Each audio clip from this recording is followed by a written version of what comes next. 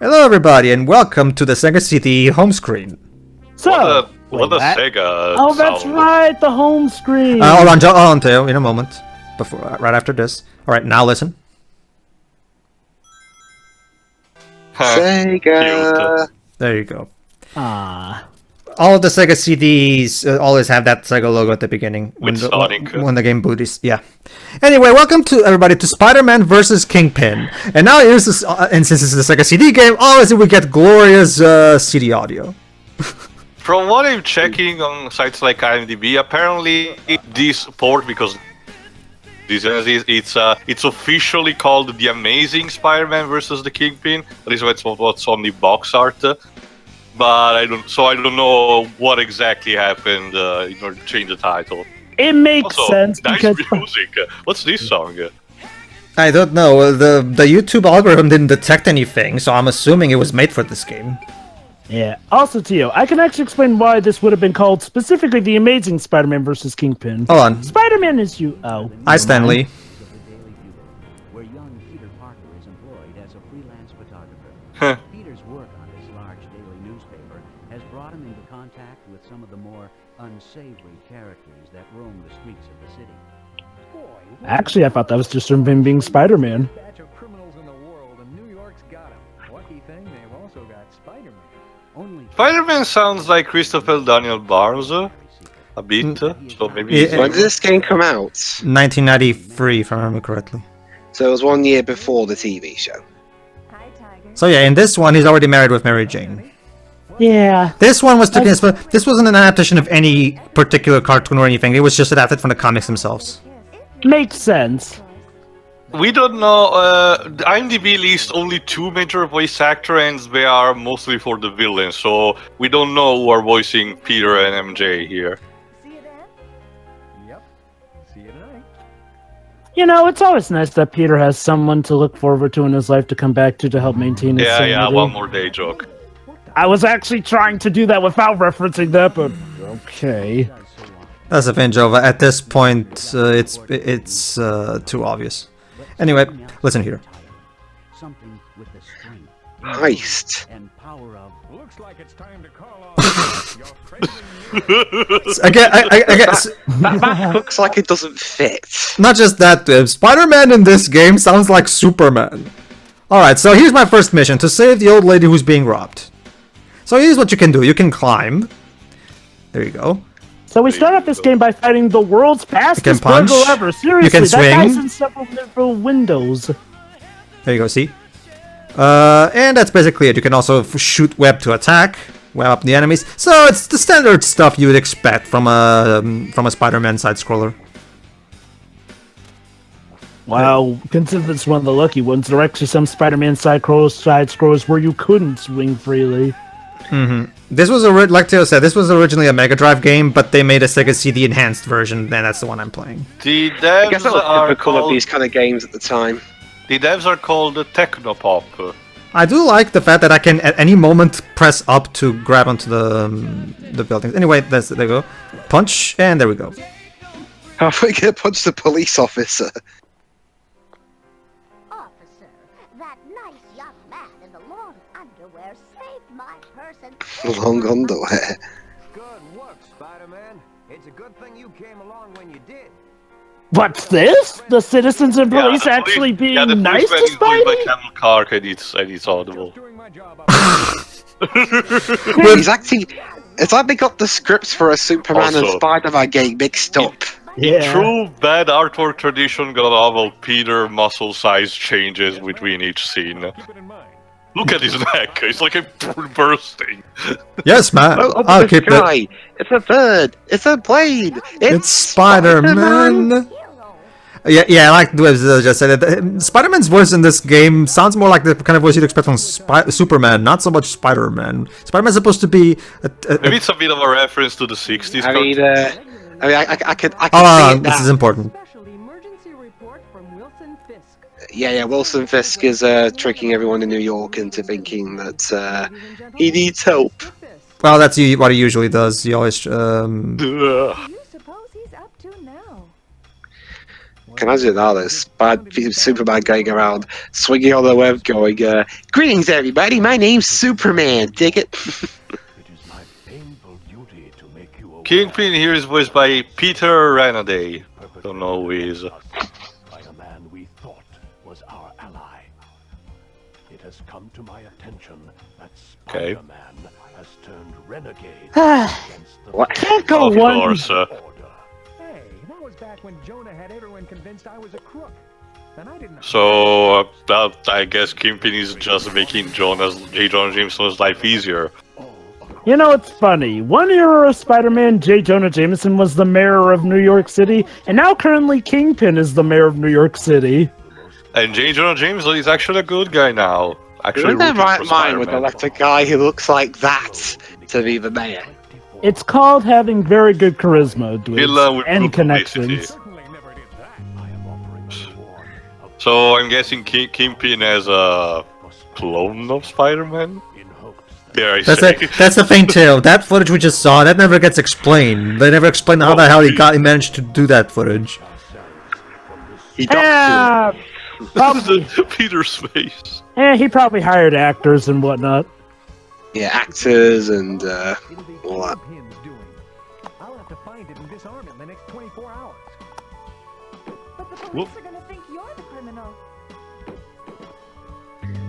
But he's not offered up one Rich shred of actors. real You evidence. know I'm on their side. I want an all-points bulletin issued for the arrest of Spider-Man. Of Oh. course. Typical Parker look. Don't worry, Typical. the police are on my side. I want him captured.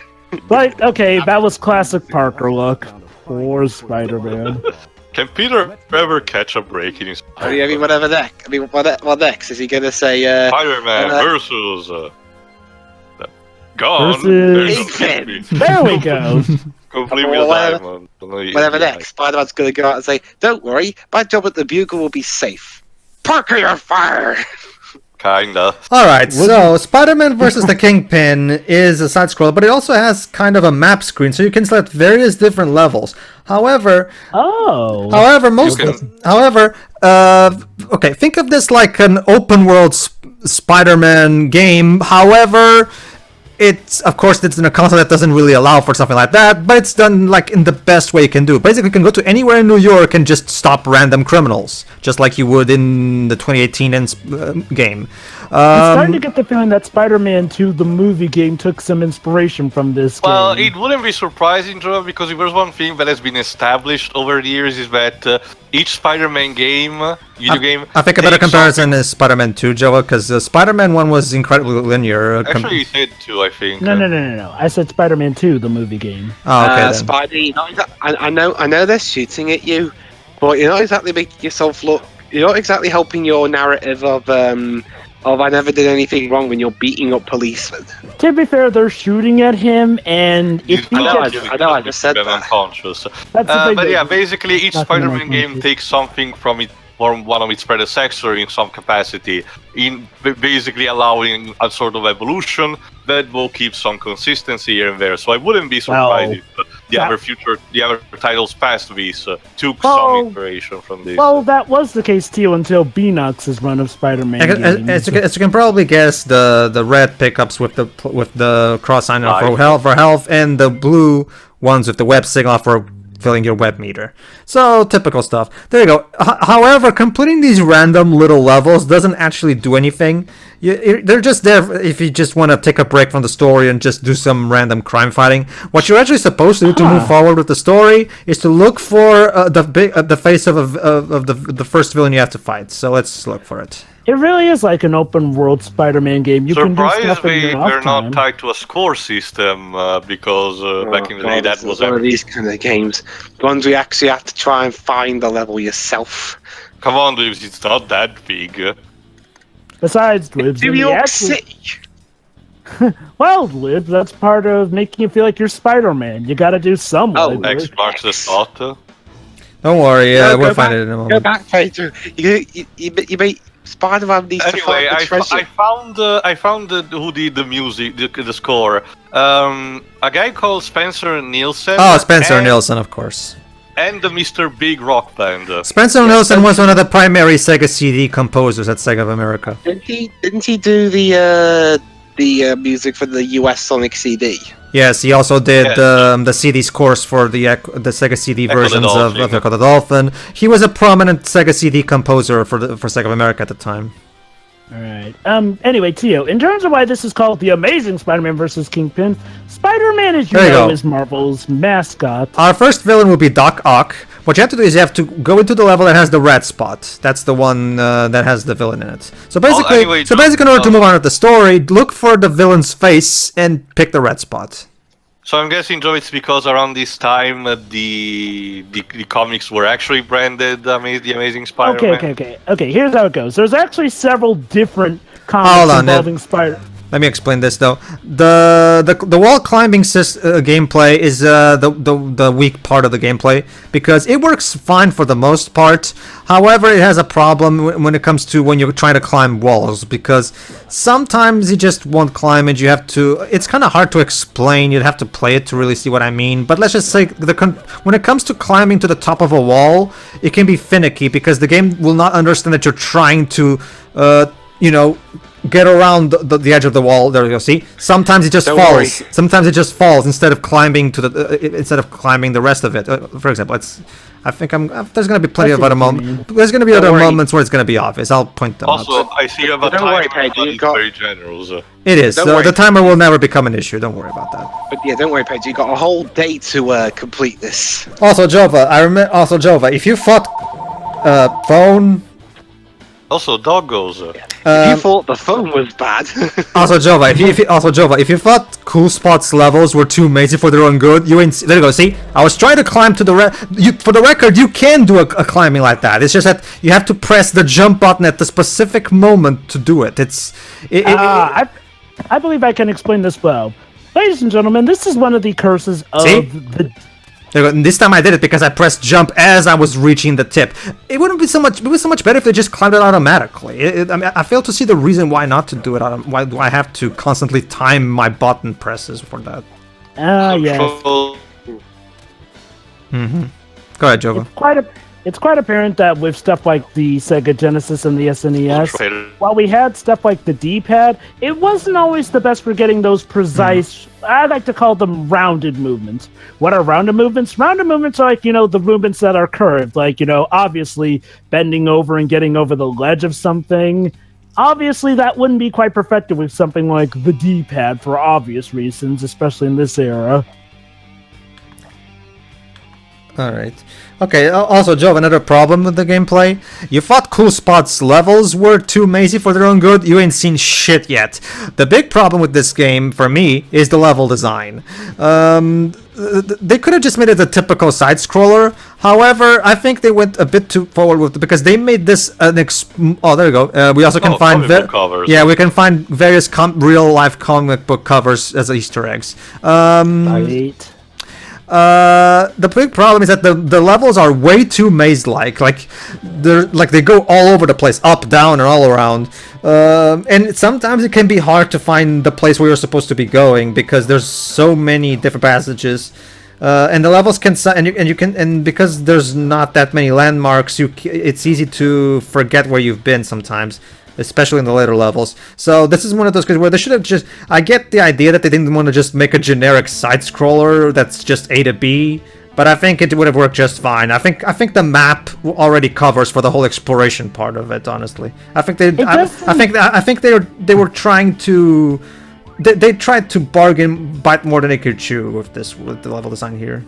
I guess to me it doesn't feel too maze-like. It's just like, well, I think a better way to describe it is like, well, it technically is more A to B. The thing is like, well, you're playing as Spider-Man, so you can go a lot more places. That's probably why it feels more maze-like, since, you're definitely going more directions than just simply left to right or up or down, and you're literally crawling along those. So that would be fine if the game at least had a pointer, like Cool Spot at least had a pointer telling me where I was supposed to go. This game doesn't. I'm just supposed to bumble around the level until I find out where the exit is. That's it can be a bit. It can make the levels take way more longer than they need to. Honestly. Go ahead. Gotta say, I really dig this soundtrack. Yeah, I guess maybe that's the reason why I'm more okay with this, because this music is great. Maybe that's subliminal messaging. I haven't heard that much or barely anything about the Mr. Big group, but sounds fine. Also, gotta love that era when, of course, even bats could pretty much kill you. Well, Cool Spot also had great music, so it's not even a matter of. I think the problem is that the Cool Spot again. It's just a matter. This would have been easier if I just had some kind of pointer, some kind of thing pointing me to the right direction. That's all I want. But there will be the point of the level design. Well, that's the thing, dwebs. If you're gonna make a level design that's this open and explory, at the very least have a map screen of sorts, something. DuckTales had that. Go ahead. You can actually incorporate that into the gameplay. Have Spidey sense pointing him to the direction he needs to. In fact, that's actually what modern Spider-Man games do mostly. I mean, granted, some just give him the Spidey compass, but which is basically Batman's detective mode. Yeah, no. The spider sense is the detective mode. The compass is just a pointer. Yeah, I think again, there's going to be a lot of points. Let's just tell you, Jova, in the final part of this playthrough, you're going to see exactly how this can become a problem in later levels. Because, again, a pointer, a compass, some kind of thing to tell me where I'm supposed to go specifically would have alleviated so many problems that I'm going to have in the later levels. It doesn't help that many parts of a level actually look the same, so it can get very easy to get lost. Exactly. Yeah, I won't deny that possibility is there. I think, though, what still would make this more fun than Cool Spot is, like, well, for one thing, the novelty of playing as Spider-Man with all his Spidey powers can help keep one entertained more, and with the Spidey powers, it does feel like you're more inclined to explore. Now, that's not to say Cool Spot didn't encourage you to explore. It's just like I said, Cool Spot was pretty much your... Well, it was your usual cartoony-looking platformer, and your main attack is jumping. I mean, sure, shooting actually, but that's the thing. Shooting or jumping. I can see your point, Joe. Here's the thing: that indeed can make it quite a bit fun to use the Spider-Man's powers at the beginning, but then as the game moves on, it starts to get old because you'll not get any new abilities, so your powers will always remain the same. And by the time you get to the 5th, 6th, and 7th levels, it starts the long duration of the level starts getting really old. That's weird that we don't have something like the Ziplash. That would help out great for the horizontal. Yeah, I was about to ask before, Pedro. How are the controls mapped to the controller? They're fine. A for yeah, okay, good. Oh, A for webbing, B for jumping, and C for punching. Okay. Are there any, special moves or whatnot? The hook line or, No, there are no special moves. That's exactly what I was talking about, Joe, but there's no special moves. You just web up enemies, you web zip, you do the web zipping, and punch, and that's it. You have a very limited set of moves, which is why the whole being a Spider-Man thing, the novelty does run off because of that. Apparently the Master System version of this came out the year before the Mega Drive version did. It came out in 1990. The Mega Drive version was in 1991. The Master System one was 1990. Then there was a Game Gear in 92, and this version in 93. I'm not sure how this can go with an 8-bit system. I'm already having trouble finding Doc Ock in this level because, like Teo said, there's so many equal places with just generic boxes. The MOOC respawns, so it's not even a good indication. No, actually, no, Teo. Actually, no, Teo. I got confused. That's exactly. There it goes. Teo's mistake just proved my point. He thought he thought we were back at a place that we've been before. There you go. To be fair, more that is also the solution. If you don't see any enemies around, it's probably a good indicator that you already been there. It is, Teo. The problem is, again, Cool Spot, aside from that, also had a little hand pointing me to where I was supposed to go. This one... No, yeah, that's definitely, but I guess that working around what we have here. Again, I just think the levels sometimes can, and trust me, this is not even the biggest one, trust me. Like, the levels can get unnecessarily spacious, and for no real reason. It's not like you can find comic book covers, but whatever, like, they don't even give you extra points. There's no scoring in this game. Like, that is one Yeah, thing that's what I was there. about to say before. It's weird that a game from this day and age did not use a score system. Especially with with all the Sega stuff. notice how? Did you notice how I was having trouble climbing this wall? Yeah. That's because, like I said, it's hard to explain, but the wall climbing controls aren't the best. Oh, no. I get exactly what you mean because I played Mighty Number 9. Yes, that's a game made in 2016, but it has that similar issue. Jesus, it's It really says more about that game than it does this, but I digress. Basically, it seems to have that issue with registering, actually going over the ledge at times. The game does a great job. The game does a great job with both the music and being an overall adaptation of the source material, but in terms of the gameplay, it does have quite a lot of rough spots. I guess I can sort of see. hello, Doc. Whoa! Oh snap! He just shows up right there. All right, Doc Ock's boss battle is incredibly easy. Why? For a second, it looked like the ghost of Doc Ock. One thing that I'll give this game as well is that you only get hurt if you actually are attacked by the enemies. If just touching the enemy will make you flinch backwards, but you won't get hurt. collision damage. Yes, no collision. However, Jova, there's a caveat to that. As a result, it makes this boss battle stupidly easy. As long as you keep yourself close to Doc Ock, he will never touch you.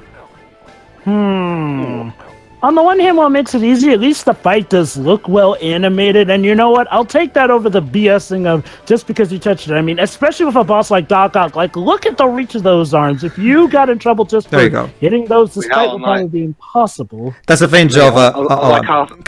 Unlike half the bosses in Spider-Man. That can be horribly misinterpreted, but moving on. Custom for Spider-Man. I know too. Never mind. I mean, yeah, unlike the bosses in Also, half the in case bosses you're wondering, Cam Clarke also voices Doc Ock. unlike half the bosses in Spider-Man 2018, at least the bosses here don't stop working for some reason. And they have to be inserted in the proper order, or the whole thing goes. So yeah, Kingpin has gotten all of the Sinister Six to help him out. Well, shit. Why would the Kingpin want to blow up his own city? This isn't about one measly city bug breath. It's about world domination. Of course. So he's going to dominate the world by Of course. blowing up. I'm sure the one of Avengers will totally be okay with this. Well, it depends. Are they just assembled at the point, or are they This is 1993, so I think somewhere where it cannot be in the middle of Secret Wars because Spider-Man was also in that. Of course. Why a am I sewer telling you level. how to stop his plan? It's probably a superiority thing. You have to understand, Weebs, Otto is very egomaniac. Also, he sometimes has ulterior methods. He rarely ever works for somebody without having something in it for him. And more often than not, if he gets caught, he doesn't want anyone else to profit while he doesn't. Okay. Alright. Okay then. Password, Arbogast. Arbogast. Alright then. Going back to what I was saying about the title. Yeah, go ahead, Jova. Now, basically, Spider-Man has several different titles. There's Amazing Spider-Man, which is the main one, but there's also Spectacular Spider-Man, which is another set of stories. There was Spider-Man and His Amazing Friends. Also, there was Adjectively Spider-Man, I think. That too, yeah. There's also other titles here and there. Basically, Spider-Man is kind of like Batman and Superman in that he's so popular that he has multiple titles, like how Superman in DC has both Superman, but also Action Comics, and Batman has both Batman, Detective Comics. Detective Are all these Comics, levels and all that. Are all these levels just going to be him climbing through construction sites? Basically. This makes sense because Electro usually goes around power plants, so yeah. Yeah, in terms of why this one's called...